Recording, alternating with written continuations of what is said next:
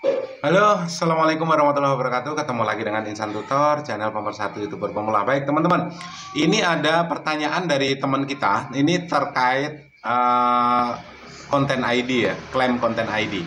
Jadi ini tidak seperti klaim hak cipta ya. Klaim hak cipta ini yang penghapusannya kan ditentukan oleh hukum. Jadi kalau konten ID ini biasanya begini yang terjadi. Jadi tergantung dari pemilik konten ID, tergantung dari pemilik si hak cipta ini. Jadi kalau pemilik hak cipta ini meminta untuk videonya tidak ditayangkan, maka ya videomu tidak ditayangkan.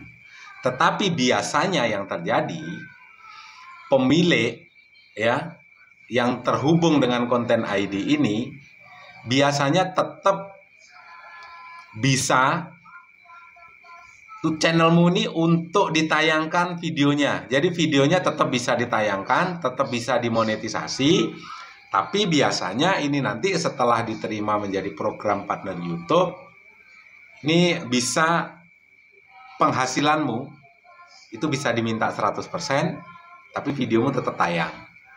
Ya. Atau bisa berbagi hasil.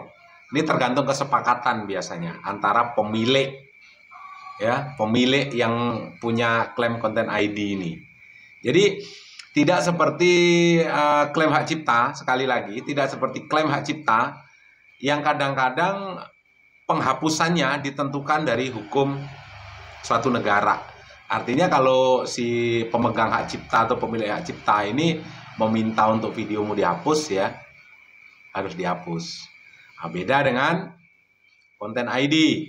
Nah, kalau klaim konten ID ini, itu tadi, ada kemungkinan videomu tetap ditayangkan atau dibiarkan oleh si pemilik konten ID. Tetapi nanti setelah proses monetisasi, ada kalanya, ada kemungkinan si pemilik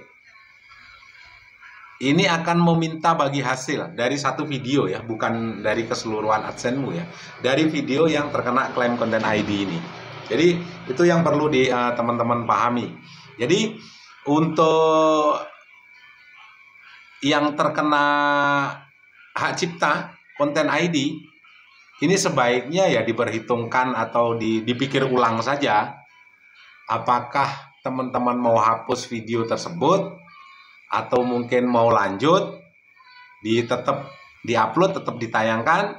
Karena kalaupun misalnya diterima menjadi program partner YouTube atau dimonetisasi, kalau mungkin hanya 10.000 penayangan atau bukan 10.000 penayangan ya, 10.000 view, 20.000 view, ini ya masih aman-aman saja biasanya. Tapi bagaimana seandainya terjadi video itu tadi tiba-tiba viral, yang nonton 5 juta, bahkan ada yang 10 juta. Terus si pemilik yang punya konten ID ini klaim hak ciptanya tiba-tiba apa? Tiba-tiba pingin penghasilan dari video tersebut diminta semua. Karena ini tidak menutup kemungkinan dan banyak terjadi. Sekali lagi, tidak menutup kemungkinan dan banyak terjadi. Setelah videonya viral, ditonton banyak orang, artinya mereka sebenarnya malah justru nebeng di channelmu. Karena penghasilannya diminta semua. Ini sebenarnya tergantung dari setelan pemilik konten ID ya. Tergantung dari itu ya.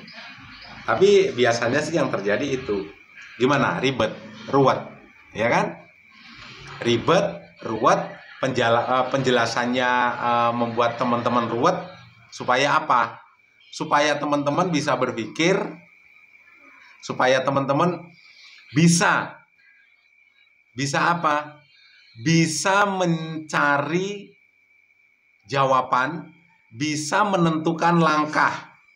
Karena dijelaskan di video ini justru makin ruwet, makin ribet, tidak bisa kamu terima, muter-muter, dan kamu cari jawaban di channel lain pun tidak mengatasi masalahmu. Klaim konten ID-nya juga masih ada. Kalau belum monet, sikat. Sikat apa? Nggak usah ruwet, ya. Uripmu wis ruwet, bos. Di uber-uber cicilan motor murung lunas. Mendingan langsung disikat aja. Sikat gimana, Mas? Bukan sikat WC ya. Mendingan dihapus. Bikin video juga nggak sampai 1 hari kan. Nggak sampai 1 hari. Apalagi yang editnya juga ala kadarnya. Masih pemula biasanya kan editnya masih ala kadarnya.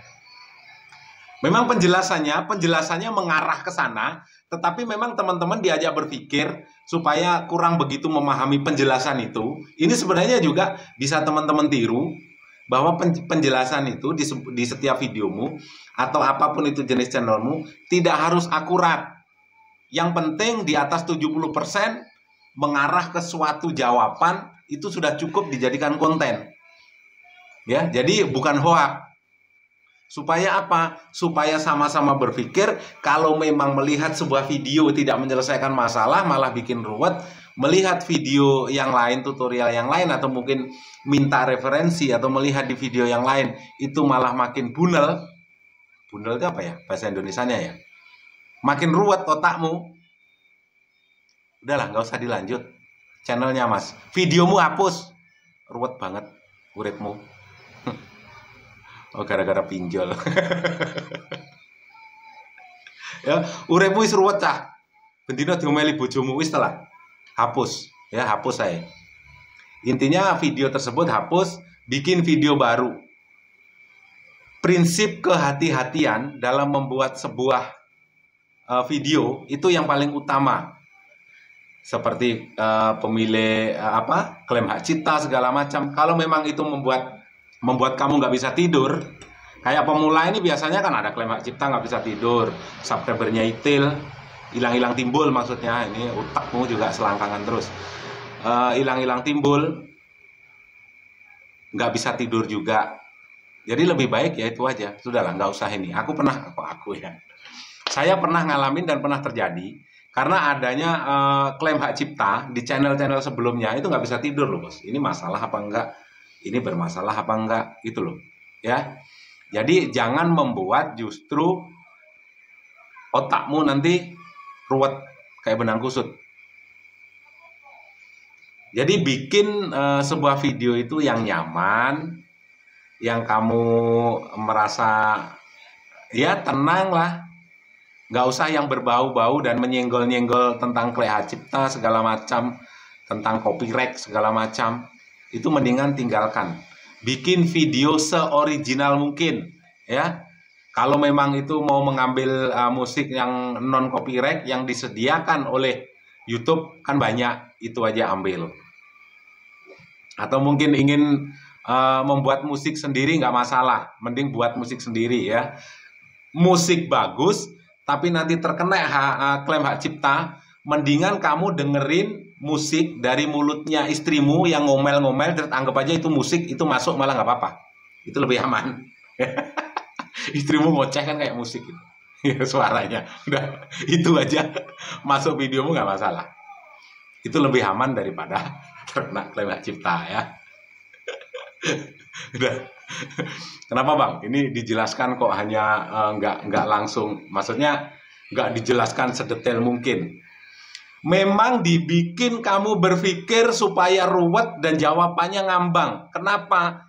Supaya kamu nggak pernah mengambil risiko sesuatu yang memang berbau-bau itu. Ya, sudah paham ya? Berbau-bau klaim hak cipta,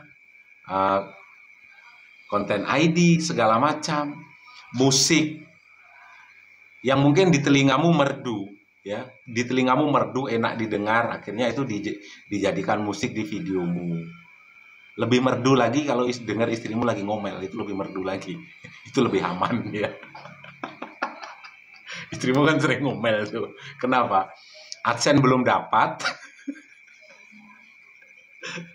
tidur jam 3 pagi, HP aja.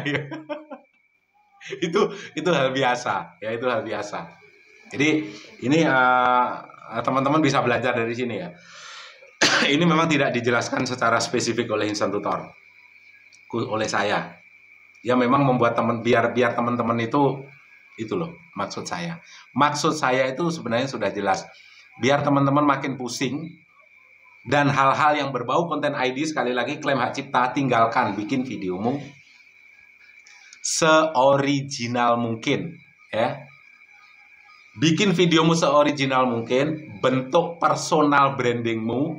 Kalau personal brandingmu sudah terbentuk, apalagi konten yang menampilkan muka seperti ini, kalau wajahmu sudah dikenal, apalagi sudah membentuk algoritma, jangankan kok ibaratnya video yang bermanfaat, suara kentutmu itu bakalan ditonton ya, suara ngorok anakmu seperti videonya Insan Tutor pernah ngupload suara ngorok anak, itu ditonton. Yang penting bentuk personal brandingmu, mukamu harus kelihatan. Kalau nggak tahu mukamu harus kelihatan, ini kalau orang Surabaya ngomong, dapurmu kudu ketok neng video ya. Mudah-mudahan ini bisa diterima ya, bisa dipahami.